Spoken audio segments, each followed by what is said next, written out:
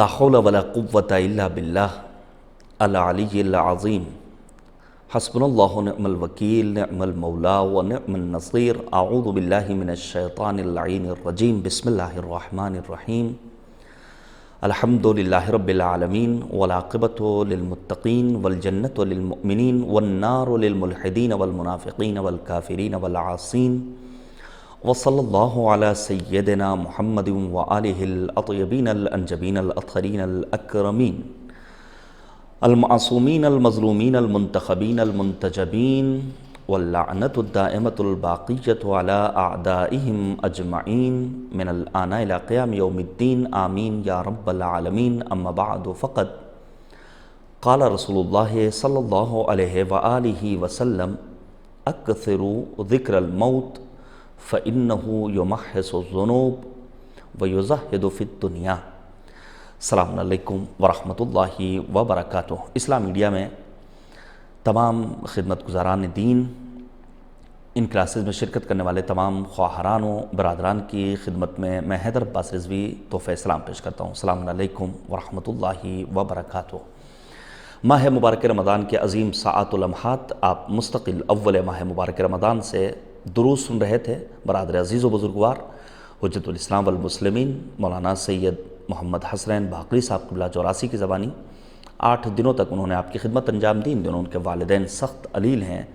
رب کریم کی بارگاہ میں دعا ہے، خدایا واسطہ ہے عظمت ماہ مبارک رمضان، عظمت اہل بیت طاہرین علیہم الصلاۃ والسلام کا، مولانا موصوف کے والدین اور دیگر تمام علماء مؤمنین ہمارے برادران و خواہران جو ان دنوں سخت علالت سے جوجھ رہے ہیں، انہیں شفائے کامل و عاجل مرحمت فرما، آمین بحق طٰہٰ و یاسین۔ نبوت و امامت اور دیگر موضوعات پر آپ نے گفتگو سنی۔ یہ 2 دن اللہ نے توفیق دی ہے کہ میں آپ کی خدمت میں حاضر ہو سکوں۔ انشاءاللہ موت کا تذکرہ کرنا چاہتا ہوں، عقیدہ معاد، قیامت، برزخ، کیفیت موت، قبر کے سوال و جواب کی کیفیت، دیگر وہ مسائل جس پر گفتگو ہوتے رہنا چاہیے۔ عرض کروں آپ کی خدمت میں، لیکن چونکہ وقت محدود اور تمام موضوعات کو اس محدود وقت میں سمیٹ پانا ناممکن ہے، اس لیے میں صرف چند منتخب باتوں کو آپ کے حضور پیش کرنا چاہتا ہوں۔ دیکھیے، قرآن مجید میں پروردگار عالم نے اس موضوع کی اہمیت کے پیش نظر 1200 سے لے کر 1400 آیتیں نازل کی، اور ماہرین علوم قرآن کا کہنا ہے کہ قرآن مجید کا شاید ہی کوئی صفحہ ایسا ہو جہاں موت کا تذکرہ نہ ہو، عذاب کا تذکرہ نہ ہو، آخرت کا تذکرہ نہ ہو، قیامت کا تذکرہ نہ ہو۔ یہ سارے عناوین اور موضوع کی اہمیت اس حد تک ہے کہ مرحوم علامہ مجلسی رضوان اللہ تعالیٰ علیہ نے بہار الانوار کی جلد نمبر 6، 7 اور 8 کو اسی موضوع سے مخصوص کیا ہے، صرف اس لیے تاکہ بے توجہی کا شکار نہ ہو بندہ پروردگار، غفلت کا شکار نہ ہو۔ خود غفلت موضوع گفتگو ہے، وقت نہیں ہے۔ بہرحال ہمیں موت کو یاد کرتے رہنا ہے اور یہ دعا کرتے رہنا ہے، اللہم انی اسألک ان تختم لی بالسعادہ، خدایا میرا خاتمہ بخیر ہو۔ نبی اعظم ختم مرتبت حضرت محمد مصطفیٰ صلی اللہ علیہ وآلہ وسلم اصحاب کے درمیان بیٹھے ہوئے ہیں، اور پیغمبر اعظم نے اس موقع پر اپنے اصحاب کے درمیان ایک سوال کیا، یہ بتاؤ عقل مند ترین انسان کون ہے؟ البتہ اس سلسلے میں مختلف روایات ہیں۔ مثلا پیغمبر نے فرمایا، ان اعقل الناس من عرف ربہ فاطاعہ وعرف عدوہ فعصاہ۔ عقل مند انسان وہ ہے جو اپنے رب کی معرفت حاصل کرے اور اپنے رب کی اطاعت کرے، اپنے دشمن کو پہچانے اور اپنے دشمن سے اظہار بیزاری کرے، اور دیگر روایات اور دیگر فرامین پیغمبر اور آل پیغمبر علیہم الصلاۃ والسلام کے۔ لیکن جس روایت کو میں پیش کرنا چاہتا ہوں موضوع کی اہمیت کے پیش نظر اور موضوع سے متعلق، پیغمبر نے سوال کیا، کون ہے عقل مند ترین انسان؟ اصحاب سمجھدار تھے، انہوں نے کہا، حبیب خدا، نبی خدا، آپ بہتر جانتے ہیں۔ اس موقع پر پیغمبر اعظم نے ارشاد فرمایا، اکثرہم ذکرا للموت واشدہم استعداد اللہ۔ عقل مند انسان وہ ہے جو اپنی موت کو زیادہ یاد کرتا ہو۔ تو کیا صرف موت موت موت یہ کلمہ دہراتے رہنا ہے؟ نہیں، پیغمبر کہتے ہیں وَأَشُدُّهُمْ اسْتِعْدَادَ اللَّهِ، وہ ہے عقل مند انسان جو موت کے لیے اپنے آپ کو تیار بھی رکھتا ہو۔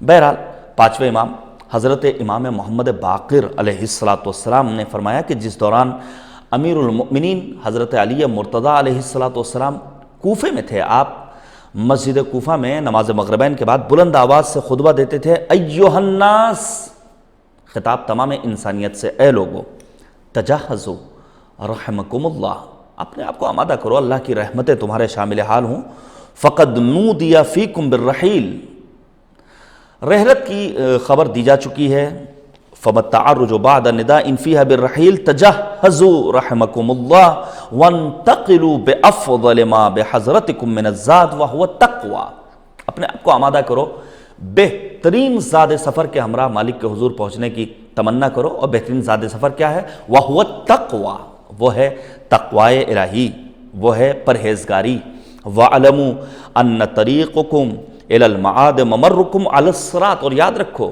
معاد کی منزلوں تک پہنچنے کے لیے تمہیں پل صراط سے گزرنا ہوگا۔ دیکھیے بہترین زاد سفر تقویٰ ہے۔ تقویٰ کوئی بھیانک چیز نہیں ہے، تقویٰ یعنی اللہ یفقدک حیث امرک ولا یراک حیث نہاک، تقویٰ یعنی واجبات کو انجام دینا اور محرمات سے پرہیز کرنا۔ بہترین توشہ آخرت، بہترین زاد سفر تقویٰ ہے۔ تقوی کے فوائد مختلف ہیں، مثلا میں قرآن مجید کی چند آیتوں کو پیش کروں تاکہ اس تقوی کو حاصل کرنے کے بعد ہم ہر آن آمادہ رہیں موت کو گلے لگانے کے لیے، اور پھر یہ کہتے ہوئے نظر آئیں جس طرح سرکار سید الشہداء کے فرزند انجمن نے کہا تھا کہ ہمیں کوئی فرق نہیں پڑتا، موت ہم پر آن پڑے یا ہم موت پر جا پڑیں۔ پہلی چیز، اگر انسان با تقوی ہو تو حق اور باطل میں تشخیص کی صلاحیت پیدا کر لے گا انسان۔ یہ جو ابھی شیعہ وقف بورڈ کا الیکشن ہوا، ہم نے دیکھا ایک مخالف قرآن دشمن کے ہتھ کنڈے کو لوگوں نے اپنا ووٹ دیا، کیا انہیں نہیں معلوم تھا کہ حق کدھر ہے باطل کدھر ہے؟ کیا ان متولیوں کو اس بات کا علم نہیں تھا؟ نہیں تھا، لیکن چونکہ تقوی نہیں ہے، چونکہ پارسائی نہیں ہے، پرہیزگاری نہیں ہے، یاد خدا کی شمع دل میں روشن اور منور نہیں ہے، اسی لیے انہوں نے ایک غلط انسان کا ساتھ دیا، اور پھر اسی غلطی پر اگر وہ باقی رہے تو یقیناً آخرت میں عذاب پروردگار بہت دردناک ہے۔ حق اور باطل کو پہچاننے کے لیے جو چیز درکار ہے وہ یہی تقوی ہے۔ قرآن کریم نے اعلان کیا، ان تتقوا اللہ یجعل لکم فرقانا، اپنے آپ کو باتقوی بنا لو تاکہ حق اور باطل میں تشخیص کی صلاحیت پیدا کرنے کی اللہ تمہیں توفیق دے دے۔ اگر صاحب علم بننا ہے تو انسان کو باتقوی بننا پڑے گا۔ یہ نہ سمجھیے کہ تقوی صرف اور صرف آخرت میں کام آئے گا، نہیں، اس تقوی کے فوائد میں ایک فائدہ یہ ہے کہ انسان اسی دنیا میں رہ کر اگر متقی و پرہیزگار ہے تو وہ صاحب علم بنتا ہے۔ مرجع تقلید، فقیہ دوران، محدث وقت، کون افراد؟ وہی جنہوں نے اپنے آپ کو باتقوی بنایا۔ قرآن کریم نے اعلان کیا، اتقوا اللہ ویعلمکم اللہ، تم باتقوی بنو تاکہ اللہ تمہیں صاحب علم بنائے۔ زمین و آسمان کی برکتیں کس کے لیے؟ یقیناً زمین و آسمان کی برکتیں بھی صاحبان تقوی کے لیے۔ وَلَوْ أَنَّ أَهْلَ الْقُرَىٰ آمَنُوا وَاتَّقُوا لَفَتَحْنَا عَلَيْهِمْ بَرَكَاتٍ مِّنَ السَّمَاءِ، آسمان سے برکتوں کا نزول کس کے لیے؟ صاحبان تقوی کے لیے۔ سختیوں سے نجات کا واحد ذریعہ یہی تقوی الہی، وَمَن يَتَّقِ اللَّهَ يَجْعَل لَّهُ مَخْرَجًا، بے شمار اس سلسلے میں باتیں ہیں، اور پھر دنیا اور آخرت میں فائدہ یہی تقوی دے گا۔ وَمَن يَتَّقِ اللَّهَ يُكَفِّرْ عَنْهُ سَيِّئَاتِهُ، یہ قرآن کریم کی آیات۔ تو بہترین زاد سفر تقوی الہی ہے، انسان کو بہرحال مالک کے حضور پہنچنا ہے، اور آپ یقین جانیے جو افراد با تقوی ہوتے ہیں وہ کبھی بھی موت سے ڈرتے نہیں۔ آج کے درس میں یا پھر آنے والے درس میں اس موضوع کی طرف میں اشارہ کروں گا۔ علامہ طباطبائی رضوان اللہ تعالیٰ علیہ، صاحب تفسیر المیزان، اکثر اپنے درس کے ہنگام اپنے شاگردوں سے خطاب کر کے کہتے تھے، عزیزو دار بقا کی آمد آمد ہے، اور بار بار اس جانب اشارہ کرتے، کس لیے؟ تاکہ غفلت سے انسان اپنے آپ کو بچا سکے۔ بہرحال ممکن ہے کسی کے ذہن میں یہ سوال پیدا ہو کہ اگر موت کو یاد کریں گے تو زندگی کا مزہ ختم ہو جائے گا۔ البتہ حقیقت اس کے برخلاف ہے۔ کسی نے مرزا شیرازی رضوان اللہ تعالیٰ علیہ سے پوچھا تھا، آقا اگر آپ کو پتہ چل جائے کہ ایک ہفتے بعد آپ کو موت آنے والی ہے تو آپ کے لائف اسٹائل میں کوئی تبدیلی ہوگی، طرز حیات میں کوئی بدلاؤ آئے گا؟ اس موقع پر مرزا شیرازی نے یہی کہا تھا، جو انداز حیات میرا آج ہے یہی جاری و ساری رہے گا۔